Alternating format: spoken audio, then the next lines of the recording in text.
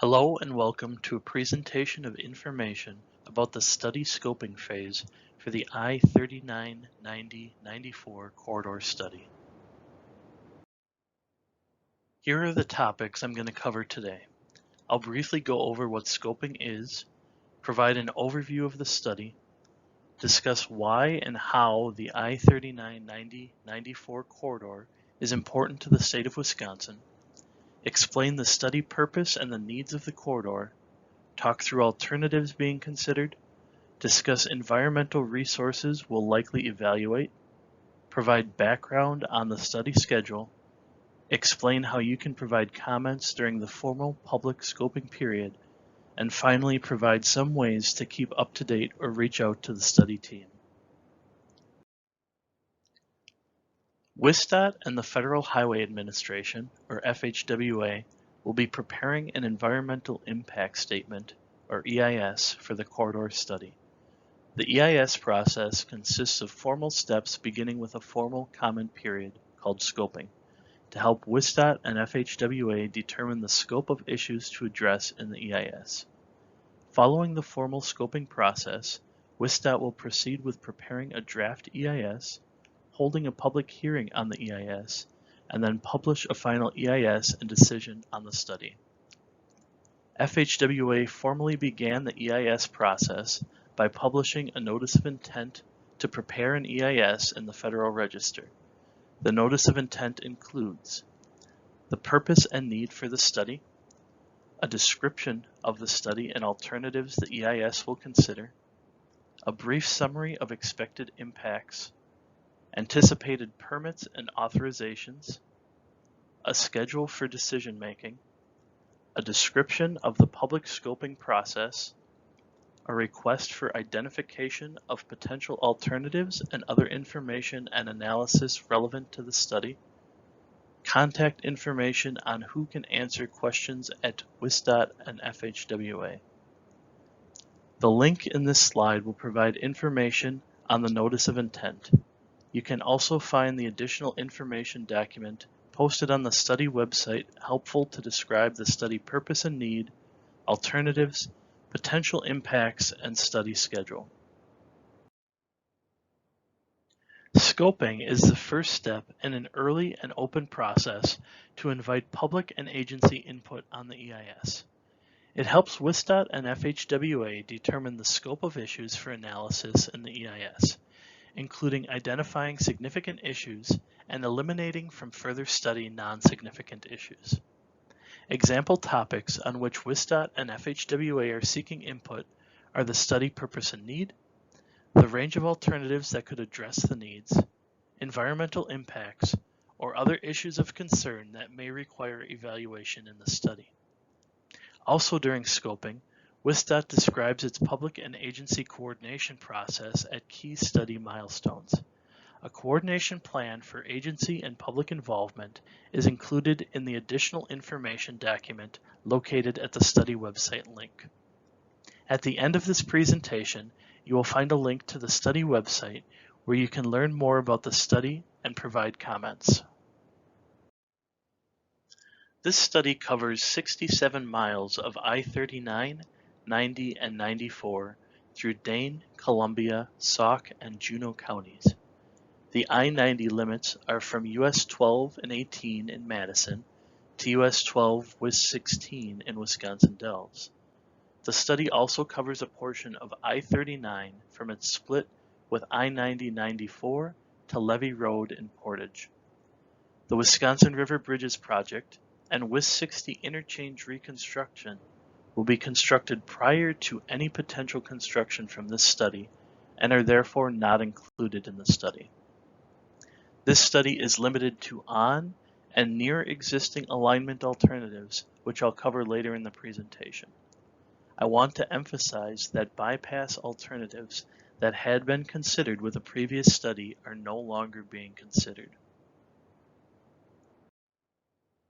The I-39-90-94 corridor is extremely important to the economic health of Wisconsin and the Midwest region, as it serves as a primary long-haul route carrying goods in excess of $100 billion per year. It also acts as a gateway from major population centers like Chicago, Milwaukee, Madison, and Minneapolis to popular outdoor recreation and tourist destinations in Wisconsin. The data shown in the graphic here is from 2021. Here you can see the study purpose is to address existing and future traffic demands, safety issues, aging and outdated corridor infrastructure, and corridor resiliency. The corridor needs, which are described on the following slides, will continue to be evaluated and refined through the scoping process as new data becomes available. The corridor needs include traffic. Traffic volumes along the corridor, especially truck traffic, are increasing. That causes vehicle congestion and backups along the interstate at times of heavy traffic, like rush hour and Friday and Sunday afternoons in the summer. Safety. Crash rates along the study corridor, especially at interchanges, exceed the statewide average crash rate. Congestion and outdated roadway designs contribute to crashes. Pavement. Pavement along the corridor is in need of rehabilitation, maintenance, or replacement. If this study doesn't move forward as a project, it's anticipated that rehabilitation or maintenance projects will be needed in 24 of the next 30 years somewhere along the study corridor. Each of those projects would require lane closures and cause traffic impacts. Bridges. Many of the bridges along the corridor also need work. By the year 2030, 84 of the 113, or around 75% of the structures within the study corridor will be over 50 years old, and many do not meet current design standards. Flooding.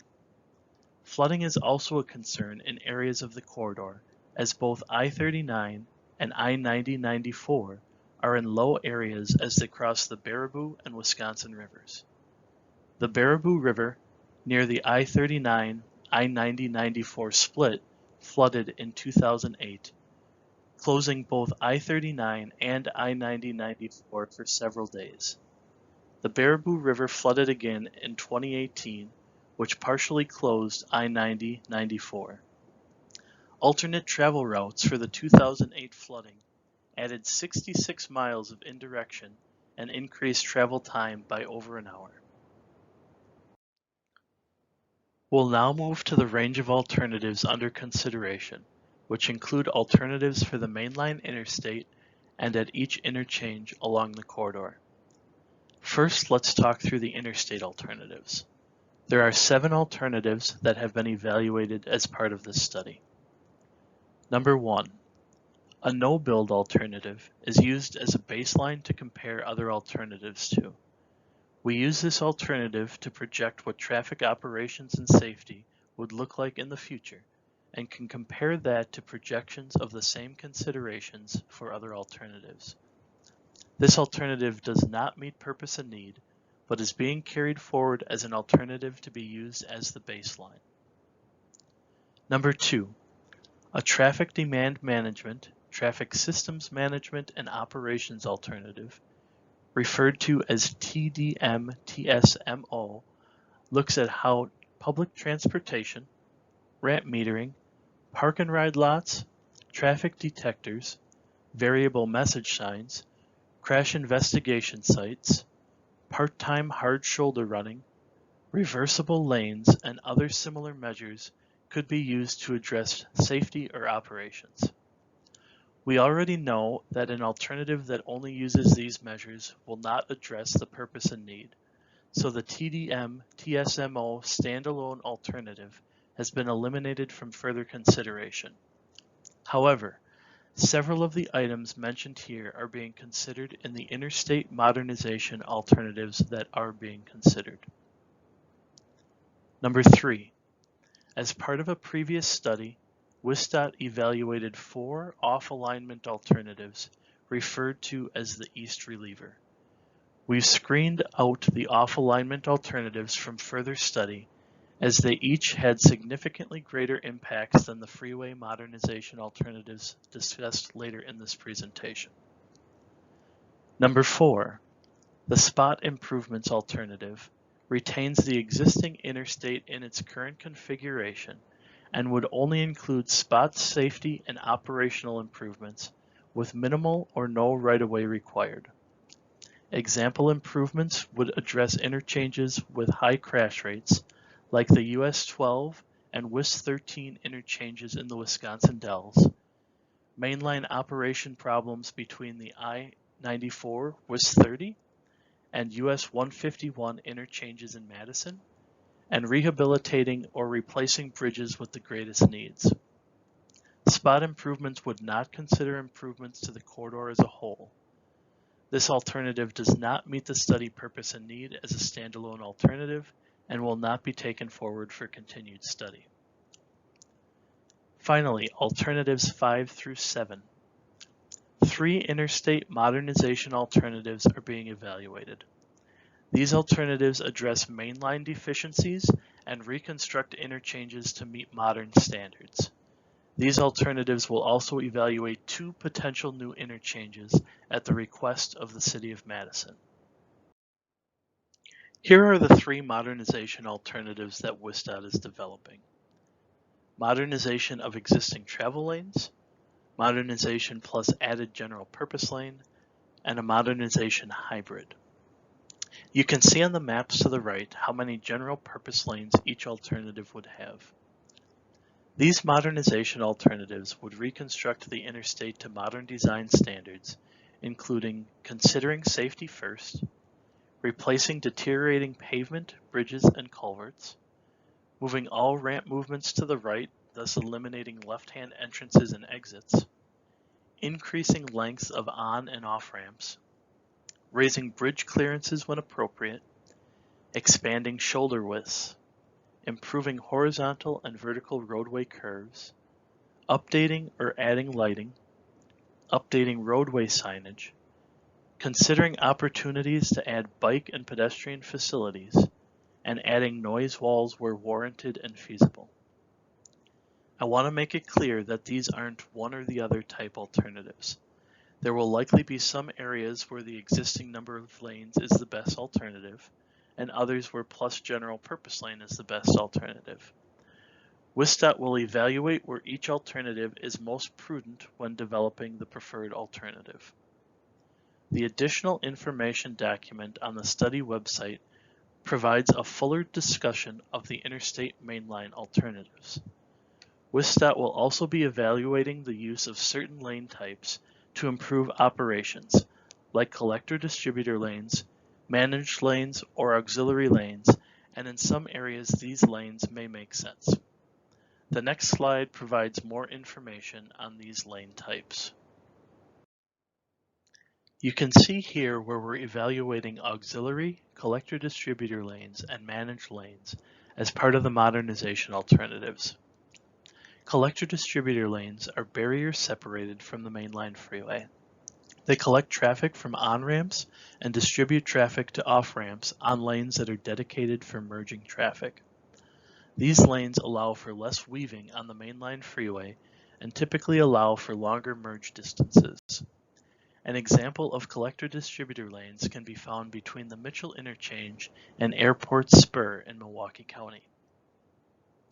Managed lanes could be used for a variety of situations, include part-time hard shoulder running, being time of day, day of week, or time of year, high occupancy vehicle HOV lanes, transit-only lanes, or connected and automated vehicle lanes. An example of time of day hard shoulder running is Madison's Flex Lane. And auxiliary lanes can be used in a variety of operational instances. These lanes are immediately adjacent to through mainline lanes and may be useful for traffic weaving, truck climbing, or maneuvering of entering and exiting traffic. Many times, auxiliary lanes will be used when there's a short distance between consecutive on and off ramps. A good example is on WIS 30 between the Fair Oaks Avenue and US 51 interchanges, or on the Beltline between US 51 and Monona Drive. The study will evaluate reconstructing 15 existing interchanges in the corridor. Even though the southern study limit is US 1218, we will not be investigating reconstruction of the US 1218 interchange. Rather, we will tie into work completed at that interchange in 2021. Any improvements at this interchange are anticipated to occur within the existing right-of-way. The map at the right shows interchange locations in the study corridor. Each interchange has at least 2 alternatives that have been developed and are undergoing analysis. You will also notice the map shows the location of 2 potential new interchanges in Dane County. The City of Madison has requested that WSDOT investigate new access points at I-94 and an extension of Milwaukee Street, and at I-39, 90, 94, and Hepker Road. Selection of the preferred alternative at either the Hepker Road or Milwaukee Street interchange will be determined by a number of factors, including operations with other existing interchanges, driver expectations, interchange cost shares, and stakeholder input. The Notice of Intent Additional Information document at the study website provides detailed information about each alternative under consideration at each interchange. In addition to input on the study purpose and need and alternatives during the scoping period, WSDOT is also interested in early input on potential impacts and other concerns. The EIS will evaluate both benefits and impacts of alternatives on a wide range of natural, cultural, community, and physical resources throughout the study corridor. While the EIS evaluates effects on all resources throughout the corridor, potential impacts in the urban environment will be different than those in a rural or recreational setting. For example, environmental factors in the south end of the corridor are characterized by more urban or suburban development around Madison, where access and impacts of potential new interchanges and noise impacts may be of concern. The north end of the corridor is more rural, transitioning to a variety of recreational attractions such as the Pine Island Wildlife Area, Rocky Arbor State Park, and the Wisconsin Dells. Concerns in the north end of the corridor may be right-of-way acquisitions and stormwater impacts to farm operations, as well as impacts to natural resources and noise and access impacts in recreational areas. The Notice of Intent Additional Information document on the study website provides some preliminary information on anticipated impacts associated with the alternatives. Here you can see some of the major corridor study tasks by year, as well as formal public input opportunities. We held our first public involvement meeting in September of 2022, and a second public involvement meeting in April of 2023, where we presented the range of alternatives. You can see how the public scoping phase we are currently in fits with the overall EIS schedule.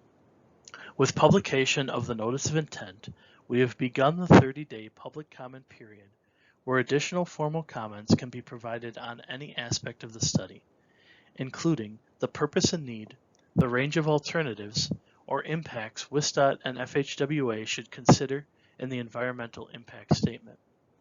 We will continue to develop and screen alternatives based on public and agency comments and determine a preferred alternative, which we'll present at a third public involvement meeting in late 2023. In addition to the public scoping process, we'll take feedback from all public involvement and agency coordination activities into account in the draft environmental impact statement. The draft EIS is anticipated for publication in April of 2024 in preparation for a public hearing in May of 2024. Testimony from the public hearing will be taken into account when developing the final EIS and record of decision, which will be complete by November of 2024.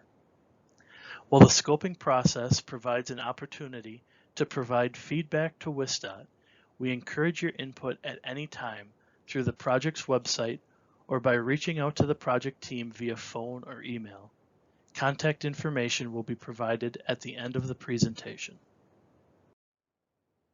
As FHWA and WSDOT have now formally begun the process to prepare an EIS for the I-39 9094 corridor study, we are seeking early scoping comments from the public and review agencies on issues and concerns that will inform the EIS.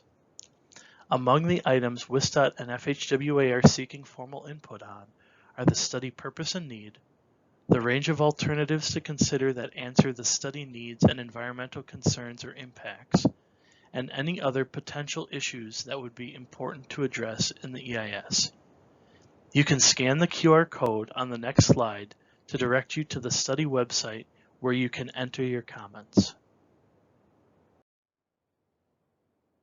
Here's the QR code that will take you to our webpage where you can submit comments during the formal public scoping period. After the scoping period closes, WSDOT will announce the close of the public scoping period on the study website. Once public comments are compiled, WSDOT will post a summary of the comments and related responses on the study website.